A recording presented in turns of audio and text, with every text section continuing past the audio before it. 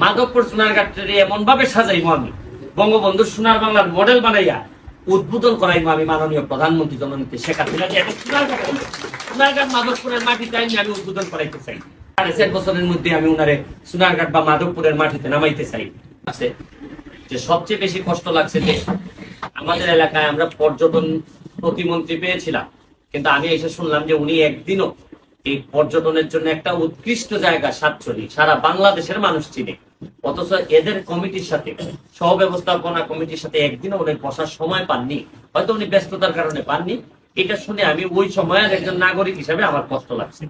দেখ এই কষ্টটা যেন আপনাদের আমার ব্যাপারে না লাগে, এটা আমি নিশ্চিত করব। আমি বক্তব্য লম্বা করবো না। সিএমসির অফিস আপনারা যদি বসতেই না পারেন, আপনারা মানুষের জন্য কি করবেন, কি মিটিং করবেন? এই জন্য আমি সিএমসির অফিসের জন্য 1.5 লাখ টাকা বরাদ্দ করতেছি। আগামীকালকে থেকে আপনারা কাজ শুরু করতে পারবেন। আর হচ্ছে গিয়ে আম গাছ, ওই যে আপনার ভিলেজার্স ফোরামের 1900 আম গাছের 1900 মনে হয় ফ্যামিলি নাকি ফ্যামিলি 1900 ফ্যামিলির জন্য আমরা প্রতি ফ্যামিলিতে একটা প্রায় 2000 আমি আপনাদের কমিটি বরাবর 2000 আম গাছের ব্যবস্থা করে দিচ্ছি। আগামী 3 তারিখের থেকে আপনারা পাওয়া শুরু করবেন। এটা সবাইকে আমার পক্ষ থেকে এমপির পক্ষ থেকে একটা উপহার, এবং এই প্রকৃতিরে রক্ষা করার জন্য যে যুদ্ধ, এই যুদ্ধে আমি মনে করি আপনারা যোদ্ধা হিসাবে আমার সাথে জয়েন করবেন। এই জন্য এই গাছগুলা দেওয়া হচ্ছে। নেচার ইন্টারপ্রিটেশন সেন্টার, এই সেন্টারের জন্য যে রাস্তাটার অবস্থা খারাপ, এই কাজল তোমার দায়িত্ব দেওয়া হয়েছে, তুমি আগামীকালকে থেকে আমি দেখে দিতে চাই তুমি এই রাস্তার কাজ শুরু করছো। যা লাগে যেভাবে লাগে নিজাম চৌধুরী সহ কমিটির পদ থেকে তোমরা 1 সপ্তাহের মধ্যে এই রাস্তার কাজ শেষ করবা। এবং এই নেচার ইন্টারপ্রিটেশন সেন্টারকে আরো একটু সুন্দর সাজানোর জন্য আমি আরো নগদ 1 লক্ষ টাকা আমি আপনাদেরকে বরাদ্দ করতেছি। তোমার মিটরিটা যেটা আছে স্টুডেন্টদের জন্য, এইটারে মিনিমাম মানান সই করার জন্য একজন ছাত্র মানুষ আসলে, একজন গবেষক আসলে, এটার যে অবস্থা, আমি একবার আমার গেস্ট আসছিল আর আমি বলছিলাম যে এই সেন্টারে থাকতো রাতে 8টা পর্যন্ত থাকে, যে আপনারা আপনি বিদায় করে দেন, তাও এখানে রাখেন না। এর মানে এটার অবস্থা ভালো না। এইটার জন্য আমি আলাদাভাবে আমি সিএমসির সাথে বসে আপনাদেরকে 10 লক্ষ টাকা পর্যন্ত আমি বরাদ্দ দিব, যে এটা আপনারা একদম ভদ্রলোকের মতো যে লোকটাই থাকবে ভদ্রলোকের জন্য থাকবে। যদি এসি লাগে এসি লাগাবেন, আমি দিই। এইটাতে যেহেতু আমাদের এখন পর্যন্ত সোনারঘাটে থাকার কোনো ব্যবস্থা নাই, তারা দেখতে আসবে। যদি সিঙ্গেল আসে, ফ্যামিলি ছাড়া আসে, তাহলে একা থাকতে চায় স্টুডেন্টের মতো করে, এইখানে যেন যতগুলা লোক থাকবে একদম ভদ্রভাবে থাকা লাগবে। আমি 10 লাখ টাকা আপনাদেরকে দিব তখন যখন দিয়ব সাহেব এই সিএমসির আন্ডারে এই ইনকামটা সিএমসি পাবে। কথাটা বুঝাইতে পারছি? এই ইনকামটা সিএমসি যদি না পায় তাহলে এটা চলবে কি দিয়ে? আর যেহেতু আমাদের এখানে আপনারা চাচ্ছেন যে দাম বাড়াইছেন যাতে মানুষ কম ঢুকে, সরকার যেহেতু এই সিদ্ধান্ত নিছে, নীতিগত সিদ্ধান্ত নিছে, এর মানে কিছু ইনকাম কমবে এখানে। আর আমিও তো ওইদিকে আবার আটকাই ফেলতেছি পর্যটক, যেখানে আপনাদের টাকা ইনকামের যাটা করা লাগবে, এটা আপনারা এইখানে ভাড়া দিয়ে বহু মানুষ এখানে আপনার থাকতে আসবে।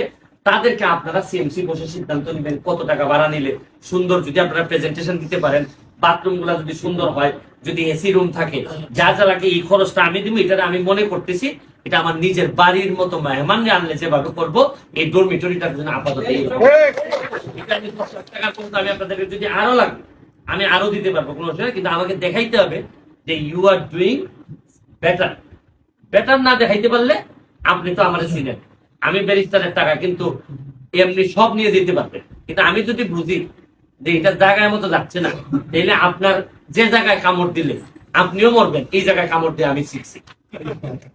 এটা আমি জানি, আপনারা মনে হয় আমার ব্যাপারে ভালোই জানেন যে আমি কি জিনিস। আমি নিজের দুর্নীতি করব না, আর আপাতত দুর্নীতি আমি কাউরে করতে দিব না। তবে নীতির ভিত্তিতে যদি আপনি আমার সব নিয়ে যান, তাতে আমি আপনাকে সহযোগিতা করব। আরেকটা কথা বলি, আমি এমপি হয়েছি, একটা জিনিস মনে রাখেন, যে কোনো প্রজেক্ট যদি আপনাদেরকে ছেড়ে দেয়, উনিও যদি আপনাদেরকে ছেড়ে দেয়, যেদিন থেকে ছেড়ে দিবে, মনে রাখেন কোনো অসুবিধা নাই, আপনাদের এমপি ব্যারিস্টার সুমন আছে, আর কারোর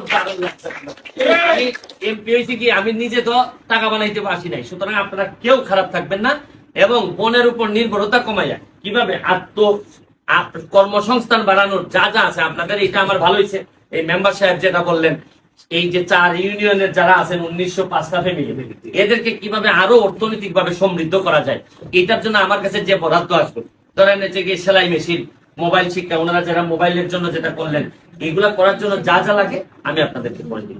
আপনারা বিশ্বাস রাখেন, আমার অত্যন্ত আমি আনন্দিত। আমার কাজ করার জন্য যে একটা রানিং পার্টনার দরকার ছিল, আমি উপজেলা চেয়ারম্যান সাহেব, উনি আসছেন অত্যন্ত ভদ্রলোক মানুষ। মানে তারে আমি আপনাদের কি বলবো, উনি সকালবেলা আমার ফোন করে বললেন যে এই আপনার নামে যে কি আইছে 250 কি শুকনা খাবার আইছে, আমারটা করি। আমি বললাম যে আমি আপনি কতটা চান? উনি বললেন যে 20টা। এরপরে শুনছি আবার বলছেন না আরো 5টা বেশি লাগবে, 25টা। উনি কিন্তু 50টা চাইলেও আমি দিয়ে দিব, এবং উনি যদি বলে যে পুরাটাই আমি নিব, আমি দিয়ে দিব। এইরকম মানুষ আমি। আমার কাছে কেউ যদি ভালোভাবে চায়, আমি দুনিয়া দিতে আমার কোনো অসুবিধা নেই। আর কেউ যদি কয় যে না আমার সিগনেচার লাগবো, সিগনেচার ছাড়া দিতাম না, তাহলে ভাই আমি খুব খাইতে যাবো। আমি ফার্স্ট আপনারা ইউ উইল গেট এভরিথিং। আর আমি একসাথে বিশ্বাস করি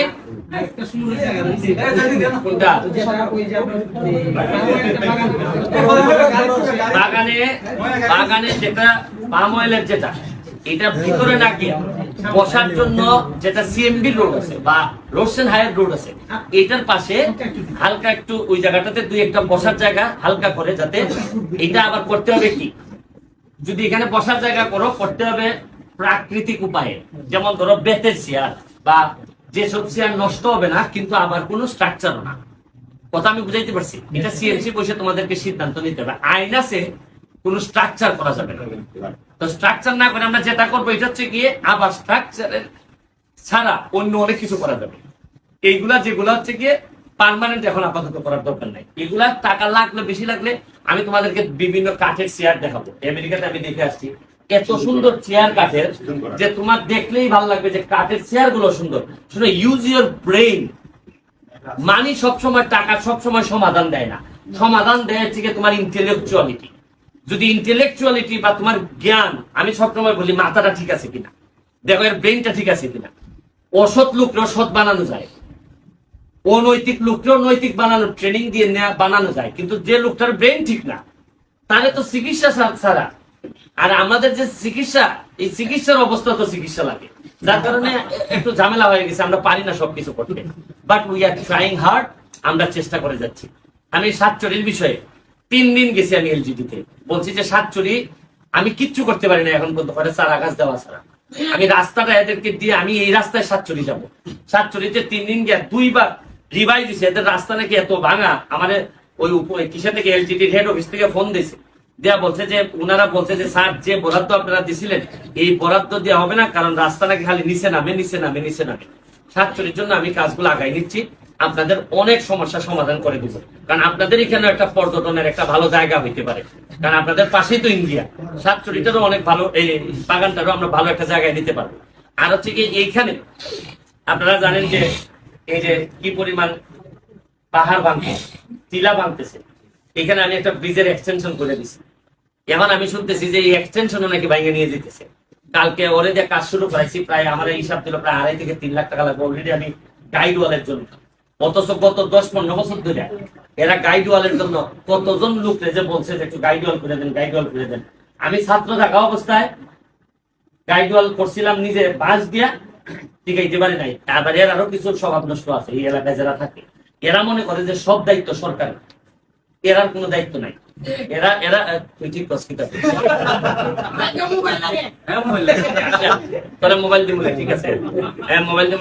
এটা আমরা কাজ শুরু করছি। আর হচ্ছে গিয়ে আমার একজন একটা ভিডিও পাঠাইলো যে দেখলাম এই পাহাড় থেকে এরার এই পল্লীর থেকে মনে হয় শত শত গরু নাকি অনেকগুলো নষ্ট করতেছে। এটাও নিয়ন্ত্রণ করতে হবে। এটা তোমরা সিএমসি বসে দেখবা।